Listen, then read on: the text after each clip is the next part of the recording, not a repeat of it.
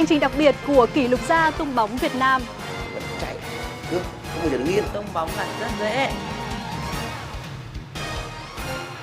Vâng, rõ ràng là khi chúng ta được sống với niềm đam mê, dù là âm nhạc hay là lĩnh vực nào, thì chúng ta sẽ làm nên được một điều kỳ diệu. Và quý vị nghĩ sao ạ khi một cậu bé mắc chứng tự kỷ lại trở thành kỷ lục gia của siếc Việt Nam? Hãy cùng với chúng tôi theo dõi những hình ảnh sau đây.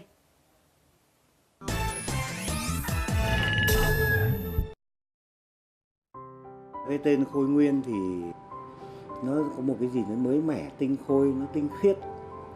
Tôi rất muốn con tôi nó như thế.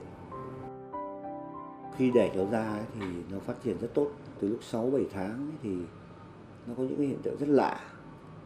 Chẳng hạn như nó đang ngồi này tự nhiên nó cứ hẫng vậy.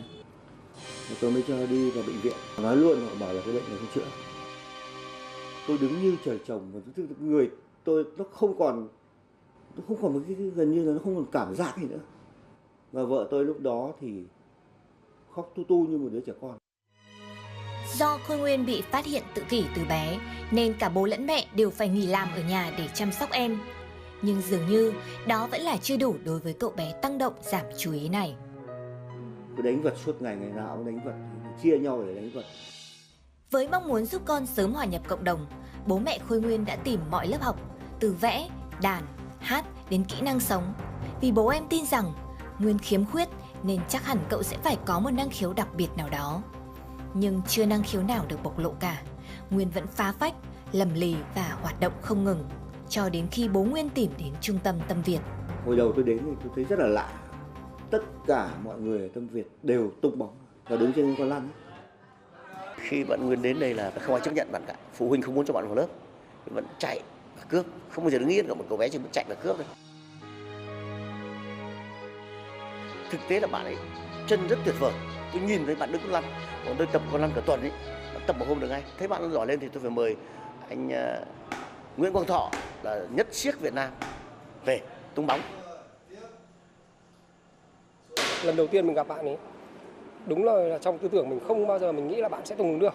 Bởi vì là bộ môn tung hướng là một bộ môn khó nhất trong 4 bộ môn cơ bản của siếc. Thì với người thường đã khó rồi, nó chỉ là đối với một cậu bé tự kỷ.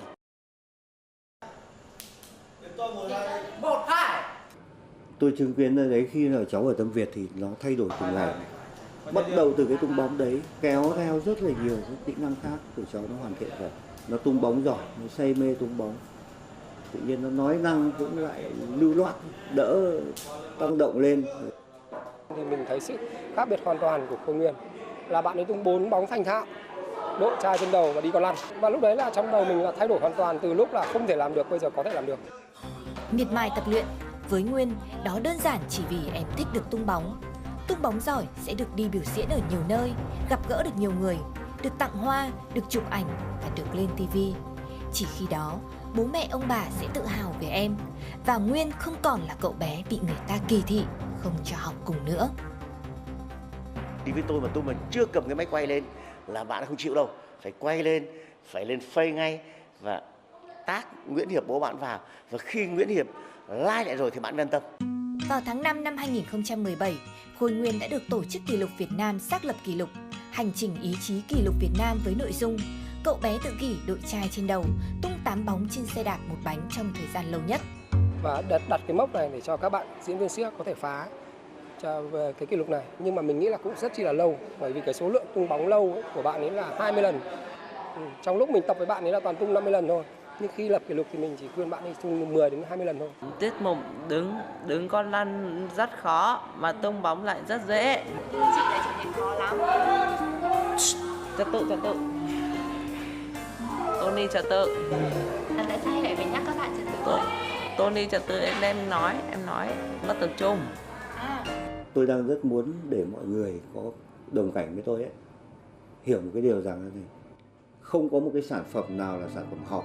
Nếu mà cha mẹ nó, thầy cô nó coi là sản phẩm hỏng thì chắc chắn nó sẽ hỏng. Tôi luôn luôn tôi đi tìm cho cháu cái của nó, một cái khả năng của cháu, một cái thế mạnh của cháu.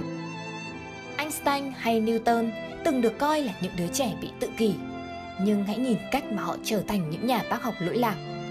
Ai sinh ra cũng có lý do của nó. Nhìn Khôi Nguyên bây giờ, chúng ta thấy điều đó là có lý.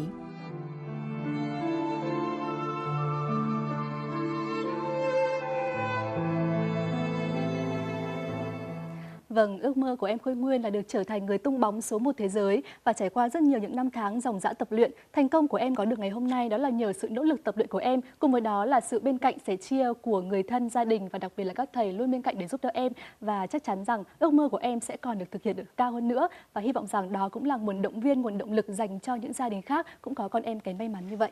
Vâng ạ, và quý vị có biết không ạ, những cái hành trình cũng như là nỗ lực và đáng được ghi nhận hiện tại của Khôi Nguyên thì một phần cũng là bởi cha mẹ của em đã dành rất nhiều thời gian để có thể giúp đỡ em trở thành một người không còn có những cái chứng tự kỷ nữa và trở nên khôi ngô và hoạt bát hơn rất là nhiều.